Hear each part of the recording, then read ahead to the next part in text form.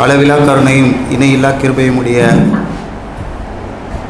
எல்லாம் வல்ல இறைவனின் திருநாமத்தை போற்றி சாந்தி சமாதானம் இறை தூதர்கள் மீதும் இறுதி நபியின் மீதும் அவருடைய தோழர்கள் மீதும் தோழியர்கள் மீதும் அவருடைய குடும்பத்தார் மீதும் இன்னும் இறை நல்லடியார் அனைவரின் மீதிலும் என்றென்றும் நிலவட்டுமாக. இந்த நிகழ்ச்சியை காணக்கூடிய அனைத்து நல்ல உள்ளங்கள் மீதும் இறைவனுடைய சாந்தியும் சமாதானமும் என்றென்றும் நிலவட்டுமாக என்று சொல்லிக்கொண்டு எனது உரையை ஆரம்பம் செய்கின்றேன். ஒரு முறை பிளாட்டோ இவ்வாறு கூறினார், அரசியல் வேண்டாம் என்று நீங்கள் விலகி நின்றால் யாரை வெறுக்கிறீர்களோ அவருடைய ஆட்சியின் கீழ் நீங்கள் வாழ நேரிடும் என்று சொன்னார்.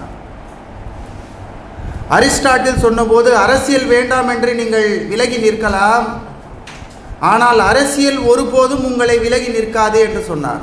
ஆகவே அரசியல் மைனஸ் இஸ்லாம் என்றெல்லாம் ஒன்றும் கிடையாது. அது ஒரு மிகவும் போற்றத்தக்க ஒரு பவர்ஃபுல் என்று சொல்கிறோமே, ஒரு பவர்ஃபுல்லான ஒரு விஷயம்தான் அரசியல். 10,000 முறை நீங்கள் பயான் செய்யலாம் மது ஒழிப்பை பற்றி, ஆனால் மது ஒழியாது. என்றைக்கு நீங்கள் ஆட்சி அதிகாரத்திலே வருகிறீர்களோ ஒரு கையெழுத்து போட்டால் போதும், மது அன்றோடு ஒழிக்கப்படும், வட்டி அன்றோடு ஒழிக்கப்படும், இல்லையா? ஆகவே சகோதரர்களை, இன்றைய தேதியில் மிக முக்கியமாக சொல்ல வேண்டிய செய்தி, இந்த பணத்திற்கு ஓட்டு வாங்குகின்ற இந்த கலாச்சாரம் ஒழிய வேண்டும்.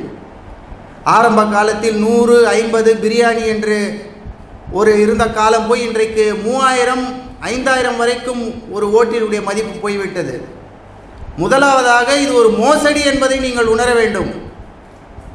இது ஒரு அமானத், உங்களிடத்திலே ஒப்படைக்கப்பட்ட ஒரு அமானத். நல்ல பொறுப்புள்ள நல்லவர்களை தேர்ந்தெடுப்பது உங்களுடைய பொறுப்பு, உங்களுடைய அமானத். ஆகவே லஞ்சம் வாங்கி கொண்டு ஒருத்தனுக்கு நீங்கள் ஓட்டு போடுகிறீர்களே, நீங்கள் அமானத்தை மோசடி செய்கிறீர்கள். உங்களிடத்திலே வந்திருக்கின்ற இந்த பணம் ஹராமான பணம், ஹராமான பணம், ஞாபகத்தில் வைத்துக் கொள்ளுங்கள். நீங்கள் உழைத்தா சம்பாதித்தீர்கள் இந்த பணத்தை, பிறகு எதற்காக அந்த பணம் உங்களுக்கு கொடுக்கப்படுகிறது? இது ஒரு லஞ்சம். ஆகவே கொள்ளையடிக்கப்பட்ட பணத்தை அவன் தருகிறான், நீங்களும் கௌரவமாக அவனிடத்திலே கொள்ளையடிக்கிறீர்கள். அவன் கொள்ளையடித்தான், அவனிடமிருந்து நீங்கள் கொள்ளையடிக்கிறீர்கள். சட்டத்தின் பிடியில் மாட்டிக்கொள்ளாமல் கௌரவமாக பெறுகின்ற பணம் அல்லவா இது? வேறு எதுவும் இல்லை. ஆகவே இது ஒரு கேவலம் இல்லையா? இது ஒரு இழிவு இல்லையா? அவமானம் இல்லையா? அது சுயமரியாதைக்கு இழுக்கு இல்லையா என்பதையெல்லாம் நீங்கள் சிந்திக்க வேண்டும். பணத்தை வாங்கி கொண்டு ஓட்டு போடுவது இதைவிட கேவலமான செயல் இந்த உலகத்தில் எதுவும் இருக்க முடியுமா? சிலர் பிச்சை எடுப்பதையோடு இதனை ஒப்பிடுகிறார்கள். ஆனால் நான் சொல்வேன், பிச்சை எடுப்பதை விட இது மோசம், பிச்சை எடுப்பதை விட மோசம். பிச்சைக்காரன் யாருடைய உரிமையும் பறிப்பதில்லை. அவன் கேட்பான், உங்களுக்கு விருப்பம் இருந்தால் நீங்கள் கொடுப்பீர்கள், இல்லை என்றால் நீங்கள் அவனை விட்டு விலகி செல்வீர்கள். ஆகவே அதைவிட கேவலமானது, அதைவிட மோசமானது. நீங்களும் அந்த அரசியல்வாதி செய்கின்ற தீமைகளுக்கு உடந்தையாகிறீர்கள். ஆகவே அவன் அடிக்கின்ற கொள்ளைகளுக்கு நீங்களும் உடந்தையாக இருக்கிறீர்கள்.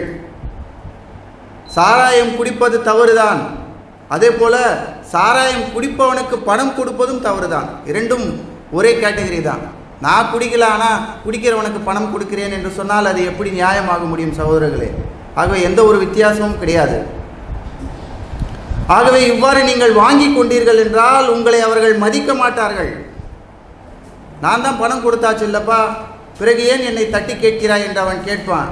அதை செய்யலை இதை செய்யலைன்ட்டு என்னை ஏன் தட்டி கேட்கிறான்? அதான் கொடுத்த ஓட்டுக்கு பணம் கொடுத்தாகிவிட்டது, இடத்த காலி பண்ணுப்பா அப்படின்ட்டு தான் அவன் நாளைக்கு உங்களை சொல்ல போகிறான். ஆகவே தட்டி கேட்கின்ற உரிமையை நீங்கள் இழந்து விடுவீர்கள்.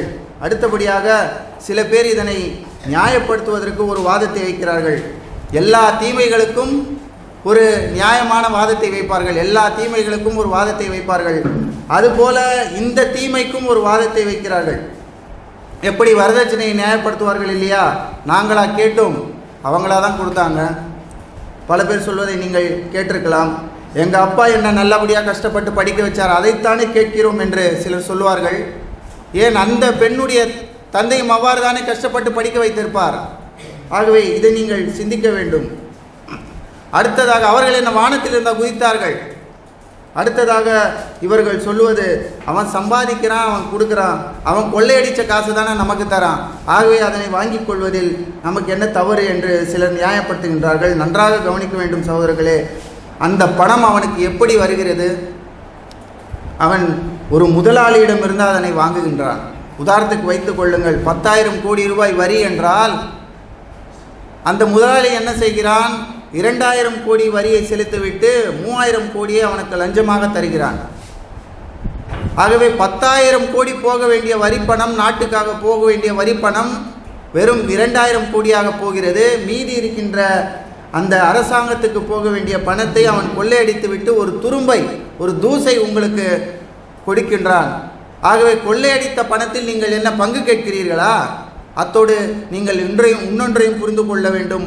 உங்களுக்கு பணம் கொடுப்பது மேலும் அவன் கொள்ளையடிப்பதற்காகத்தான். இன்னும் கொள்ளையடிக்கணும், இந்தா எனக்கு ஓட்டு போடு, இந்த பணத்தை வாங்கிக்கோ என்று அவன் சொல்லுவது மேலும் அவன் கொள்ளையடிப்பதற்காக தான். ஆகவே பணம் கொடுக்க வந்தால் நீங்கள் அவர்களை திருப்பி அடியுங்கள், அவர்களை திருப்பி துரத்துங்கள், கண்டித்து அனுப்புங்கள். இந்த மாதிரி வேலையெல்லாம் எங்கள் ஊரில் நீ வச்சுக்காத அப்படின்ட்டு நீங்கள் தெளிவாக சொல்லுங்கள். ஏன் பல ஊர்களிலே போர்ட்லேயே எழுதி போட்டிருக்காங்க, நாங்கள் பணத்தை வாங்கி கொண்டு ஓட்டு போட மாட்டோம் என்பதை அவர்கள் தெளிவாக போர்ட்லேயே எழுதி போட்டிருக்காங்க. ஆகவே இப்படிப்பட்ட ஒரு சுயமரியாதை ஒவ்வொரு குடிமகனுக்கும் இருக்க வேண்டும். எல்லோருக்கும் வழிகாட்டிய நபிகள் நாயகம் அவர்கள் யாரை பதவியில் அமர்த்த வேண்டும் என்றும் வலியுறுத்தியுள்ளார்கள். பதவி என்றால் அது பள்ளிவாசலை நிர்வகிப்பவராக இருக்கலாம், பஞ்சாயத்து கூட மெம்பராக இருக்கலாம், தலைமை ஆசிரியராக இருக்கலாம், ஏன் நாட்டினுடைய பிரதமராக கூட இருக்கலாம். ஆகவே பதவிக்கு பொருத்தமானவர்கள் இருக்க அவர்களை விடுத்து வேறு யாரையும் தேர்ந்தெடுக்கக்கூடாது என்று நபிகள் நாயகம் அவர்கள் சொன்னார்கள். பதவிக்கு தகுதியானவர்கள் இருக்க அவர்களை விட்டு தகுதியற்றவர்களை பதவியில் அமர்த்துவது அல்லாஹ்வுக்கும் அவருடைய தூதருக்கும் இறை நம்பிக்கையாளர்களுக்கும் செய்கின்ற துரோகம் என்று அவர்கள் தெளிவாக சொன்னார்கள். ஆக பதவியிலே அமர்த்துவது என்பது ஒரு அமானத், உங்களிடத்தில் ஒப்படைக்கப்பட்ட ஒரு பொறுப்பு, நம்மிடத்திலே ஒப்படைக்கப்பட்ட ஒரு பொறுப்பு. ஆகவே நல்ல முறையில் ஆட்சி நடத்துவது அவர்களிடத்திலே ஒப்படைக்கப்பட்ட பொறுப்பு. யார் ஆட்சிக்கு வருகிறார்களோ அவர்களிடத்திலே ஒப்படைக்கப்பட்ட பொறுப்பு. ஆக அந்த சமயத்தில் நாம் கவனமாக இருக்க வேண்டும். இது போன்ற தருணங்களில் நாம் மிக கவனமாக இருக்க வேண்டும் என்பதில் ஐயமில்லை. பல பேர் இப்படிப்பட்ட சமயத்தில் கோட்டை விட்டு விடுவார்கள். கோட்டை விட்டு பின்னால் என்ன இப்படிப்பட்டவர்கள் எல்லாம் ஆட்சி செய்கிறார்களே, என்ன இப்படிப்பட்ட சட்டங்களை எல்லாம் இவர்கள் இயற்றுகின்றார்களே என்று கோபப்படுவார்கள். அவ்வாறு கோபப்படுவதற்கு உனக்கு எந்த தகுதியும் இல்லை. ஏனென்றால் உனக்கு கொடுக்கப்பட்ட அந்த வாய்ப்பை சரியாக பயன்படுத்தி கொள்ளாமல் நீ வீட்டிலே சும்மா உட்கார்ந்து கொண்டிருந்தாய். ஐபிஎல் மேட்ச் பார்க்கறது, நியூஸ் சேனலில் டிபேட்டை பார்க்கறது, அல்லது வேறு ஏதாவது ஒரு வேலைகளை செய்து கொண்டு உட்கார்ந்திருப்பது. ஆகவே அந்த தருணத்தை நீங்கள் சரியாக பயன்படுத்தாமல் சும்மா உட்கார்ந்து கொண்டு மற்றவர்கள் மீது பழி போடுவதற்கு உங்களுக்கு எந்த யோகியதையும் கிடையாது. It is a blame game என்று சொல்வார்கள். ஆகவே அடுத்தவர்கள் மீது பழி போடுவதற்கு முன்னால் உங்களுடைய கடமைகளை நீங்கள் ஆற்றுங்கள். ஆகவே கவனமாக இருக்க வேண்டிய நேரம் இது ஒரு அமானத். பொதுவாக நமக்கு அமானத் என்றாலே என்ன ஒரு ஞாபகத்து வரனா, ஒருத்தர் ஒரு பொருள் கொடுக்குறாரு, அவருக்கு திரும்பவும் நாம் பத்திரமாக கொடுத்து விட வேண்டும் என்று, அதுதான் மட்டும்தான் நம்ம மைண்டில் இருக்குது. பொதுவாகவே இஸ்லாத்தில் வாழ்க்கையே ஒரு அமானத், வாழ்வே ஒரு அமானத். ஆகவே ஒவ்வொன்றும் இங்கே அமானத். அதிலே நல்லவர்களை நீங்கள் ஆட்சியாளர்களாக தேர்ந்தெடுப்பதும் ஒரு அமானத். நம்ம ஜாதிக்காரனா, நம்ம ஆளா, நம்ம மதத்துக்காரனா, அதை மட்டும் பார்க்க தேவையில்லை. உண்மையிலே அவன் நல்ல செயல்களை செய்யக்கூடியவனா என்பதையெல்லாம் நீங்கள், அவன் ஒழுக்கமானவனா, அவன் ஆட்சியிலே வந்தால் மக்களுக்கு நிம்மதி கிடைக்குமா என்பதையெல்லாம் நீங்கள் யோசித்து நல்லவர்களை தேர்ந்தெடுக்க வேண்டும். அவ்வாறு நீங்கள் நல்லவர்களை தேர்ந்தெடுக்கவில்லை என்றால் என்ன ஆகும்? அவன் செய்கின்ற தீமைகளுக்கும் நீங்களும் பொறுப்புதாரி ஆவீர்கள். அவன் செய்கின்ற மோசமான செயல்களுக்கு நீங்களும் ஒரு காரணமாக அமைந்து விடுவீர்கள். அவன் செய்கின்ற ஒவ்வொரு தவறுகளுக்கும் நீங்கள் பொறுப்பேற்றாக வேண்டும். அடுத்து இது ஒரு வக்காலத், வக்கீல் என்று சொல்கிறோமே, வக்கீல் என்று கூட சொல்லலாம். நாம் அந்த இடத்தில் ஒரு வக்கீல், இன்னாரை தேர்ந்தெடுப்பதற்கு நான் வக்காலத் செய்கிறேன். எவ்வாறு திருமணத்திலே நாம் வக்காலத் செய்கிறோமோ அப்படி இது ஒரு வக்காலத். இன்னொரு வகையில் இது ஒரு ஷஹாதத், நான் சான்று பகர்கிறேன், இந்த நபர் நல்ல நபர் என்று நான் சான்று பகர்கிறேன். ஆகவே ஒரு வகையில் அமானத்தாகும், ஒரு வகையில் வக்காலத்தாகும், ஒரு வகையில் ஷஹாதத்தாகும் இது இருப்பதை நீங்கள் கவனிக்க வேண்டும். ஆகவே நபிகள் நாயகம் சொன்னார்கள், நீங்கள் ஆட்சி பதவியை அடைய ஆசைப்படாதீர்கள், அதனால் மறுமையில் நீங்கள் வருத்தப்பட வேண்டியிருக்கும் என்று சொன்னார்கள். சொன்னவர் அபூ ஹுரைரா, புகாரி 7148. நபிகள் நாயகம் அவர்கள், அதிகாரத்தை நீ கேட்காதே, நீ கேட்டு உனக்கு வழங்கப்பட்டால் அது உனது பொறுப்பில் விடப்படும், கேட்காமலே நீ கொடுக்கப்பட்டால் நீ இறைவனால் உதவி செய்யப்படுவாய் என்று கூறியுள்ளார்கள். புகாரி 6622. ஆகவே பதவியில் இருப்பவர்களே, உங்களுக்கு பின் மக்கள் கூட்டம் கூட்டமாக வந்தால் நீங்கள் தற்பெருமை கொள்ளாதீர்கள், இறைவனை அதிகமாக புகழுங்கள் என்று சொன்னார்கள். பதவி வந்தவுடன் உங்களுக்கு பின்னால் அலி ரலியல்லாஹு அவர்கள் என்ன செய்வார்கள் தெரியுமா? தன்னை சுற்றி யாராவது 4 பேர் சுற்றி வந்தால் அங்கே கிடக்கின்ற பிரம்பை எடுத்து அடிப்பார்களாம். என்னை சுற்றி எதுக்கு நீங்கள் வரீங்க அப்படின்னு சொல்லிட்டு. ஆகவே தற்பெருமை வந்துவிடக்கூடாது என்பதற்காக அவ்வாறு அவர் செய்தார்கள். அல்லாஹ்வின் உதவியும் வெற்றியும் வரும்போது உமது இறைவனை புகழ்ந்து போற்றுவீராக, அவனிடம் மன்னிப்பை தேடுவீராக, அவன் மன்னிப்பை ஏற்பவனாக இருக்கிறான் என்று திருக்குர்ஆன் நமக்கு எச்சரிக்கை செய்கிறது. அத்தியாயம் 110 வசனம் 1-3.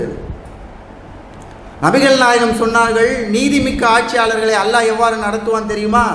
அல்லாஹ் தன்னுடைய அரியணையின் நிழலை தவிர வேறு நிழலே இல்லாத மறுமை நாளில் தன்னுடைய நிழலில் 7 பேருக்கு நிழல் அளிக்கின்றான். அதிலே முதலாம் அவர் யார் தெரியுமா? நீதிமிக்க ஆட்சியாளர்.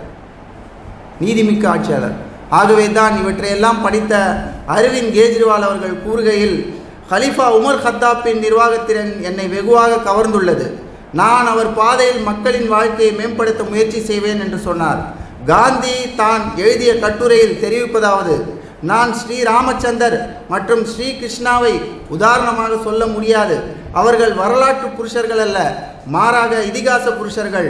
நான் பறந்து விரிந்த சாம்ராஜ்யத்தை ஆட்சி செய்த அபூபக்கர் ரலியல்லாஹு அன்ஹு மற்றும் உமர் ரலியல்லாஹு அன்ஹு ஆகியோரை முன்னுதாரணமாக கூறுகிறேன்.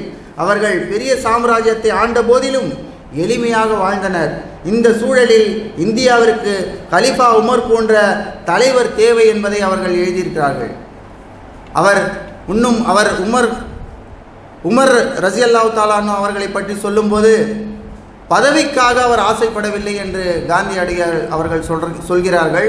நபிகளாருடைய மரணத்துக்கு பின், வஃபாத்திற்கு பின் யாரை பதவியிலே அமர்த்த வேண்டும் என்று மக்கள் பேசிக் கொண்டிருந்த போது, உமரை பதவியிலே அமர்த்தலாம், கலீஃபாவாக அமர்த்தலாம் என்று பேசிக் கொண்டிருந்த போது, இதனை தன்னுடைய காதில் கேட்ட உமர் மக்கள் மத்தியிலே வந்து, அபூபக்கர் சித்திக் போன்ற ஒரு சிறந்த ஆட்சியாளராக இருக்கின்ற போது நான் பதவியிலே வருவது சிறந்ததல்ல, ஆகவே அதற்கு உரியவன் நான் அல்ல என்று மக்களிடத்திலே எடுத்து கூறினார்கள். அவர் ஆட்சி காலத்தில் கட்டாயப்படுத்தி இஸ்லாத்தை ஏற்க செய்யக்கூடாது என்றார். பல அறிஞர்கள் இதுவே இஸ்லாம் வளர்வதற்கு மிக முக்கியமான காரணமாக இருந்தது என்று சொல்கிறார்கள். முதலில் அவர் ஆட்சி காலத்தில் நீதிபதிகள் நியமிக்கப்பட்டனர். கடிதங்களை கொண்டு செல்ல அஞ்சலகங்கள் ஏற்படுத்தினார். ஹிஜ்ரி 18 பாரசீக நாணய வடிவில் நாணயங்களை அவர் வெளியிட்டார். ஜாதி மத பேதமின்றி அனைத்து மக்களும் இறைநீதி நிழலில் அவர் ஆட்சியில் நிம்மதியாக வாழ்வை அனுபவித்தனர். ஏதேனும் தவறு செய்தால் துணிச்சலுடன் தன்னை தட்டி கேட்கின்ற உரிமை மக்களுக்கு அவர் வழங்கினார். அடிக்கடி நகர்வலம் போவார்.